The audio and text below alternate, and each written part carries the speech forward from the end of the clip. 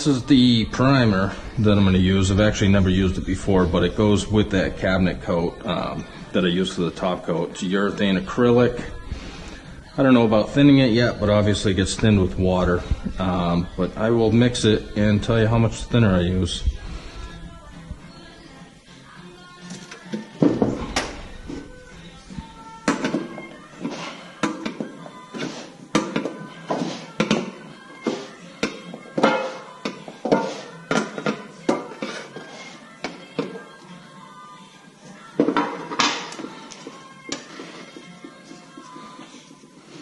Looks pretty thick. There's no way you're spraying that through a gun the way it's sitting. So we're going to have to thin this and figure out the right proportions.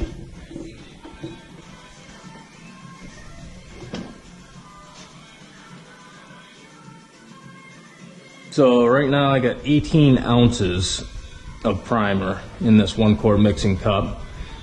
And I'll start with that to kind of gauge how many ounces of water I'm going to put in that to thin it.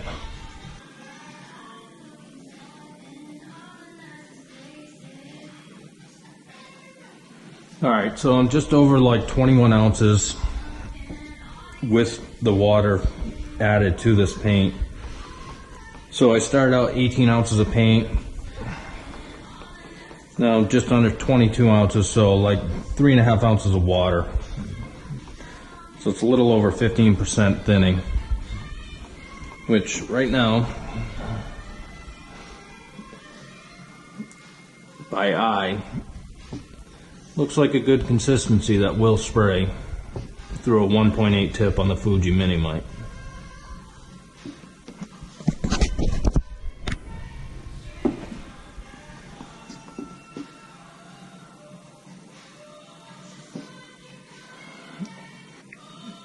So this little setup right here is made by 3M. It's a PPS system, a pressure pot system, which comes with disposable liners, and the cap to the liner is actually a filter. So there's no need to strain and filter the paint before you put it in the cup. Disposable liner, when you get done painting, you just throw it away. No cleaning up.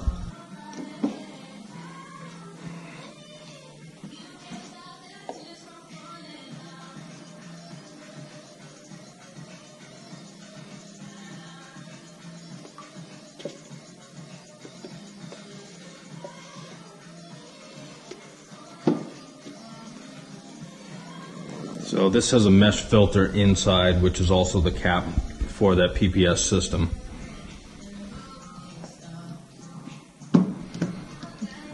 It snugly fits in there, and then you just screw on the cap. Here's the gun. It's a Fuji HVLP gun. Snaps right into this. And locks down.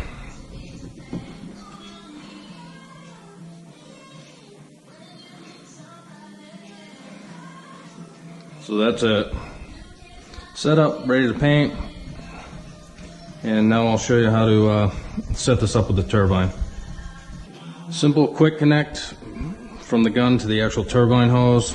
So pull down the fitting, put the gun in, snaps right in. Now the gun's connected, so now we just need to turn the turbine on, suck all the air out of the pressure cup, and we'll start adjusting the gun.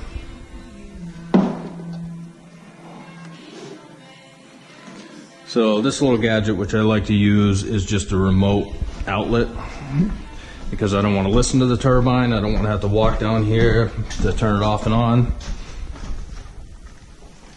So just a plug, basically with a remote sensor, and I can turn it off and on from where I'm working and not have to listen to the turbine. Which also, you don't want to get overspray in the turbine because it will destroy the turbine. So keep that away from your spraying as far as you can.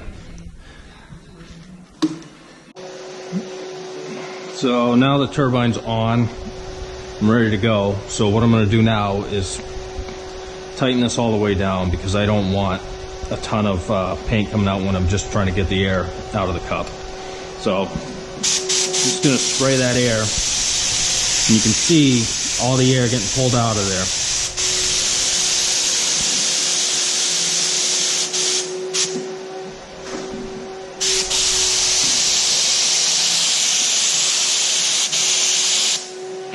I'm going to slowly open up the actual paint knob, you know, the flow control knob, until I start getting a little bit of paint to come out.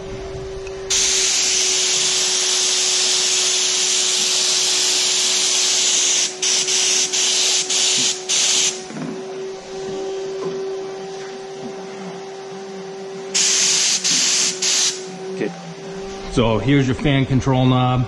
Right now it's just an actual circle. So I can open it up and spray a fan pattern.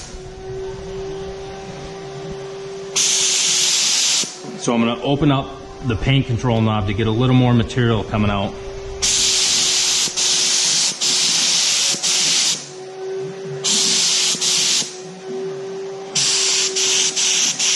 And this is something you got to play with, so you can figure out whether or not the paint's going to run on a vertical surface or, you know, stay flat. You want a consistent coat, but you also don't want it to run.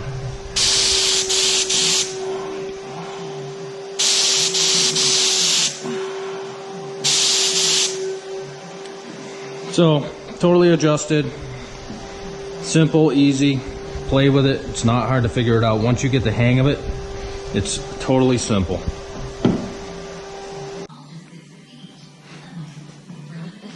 So the way I'm going to look at this at spraying this cabinet is I'm going to hit all these inside edges first with a smaller spray pattern. And then once I get all these inside edges sprayed out, I'm going to change the fan control, make a wider pattern, and then I'll spray the actual face frame. So that way I get an even coat. Instead of just spraying a small circle on this bigger surface, I can cover that whole surface with one line of spray.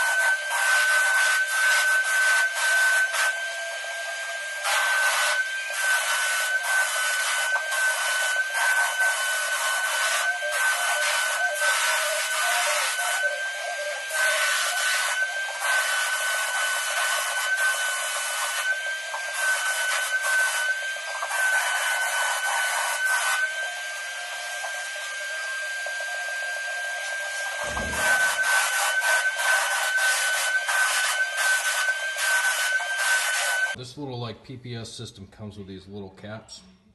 So I didn't use all the primer that I mixed for the first batch of spraying. So I'm just going to cap this thing off, and probably like 3 or 4 hours later, when I respray the second coat, uncap it, I can refill it and use the same liner and filter.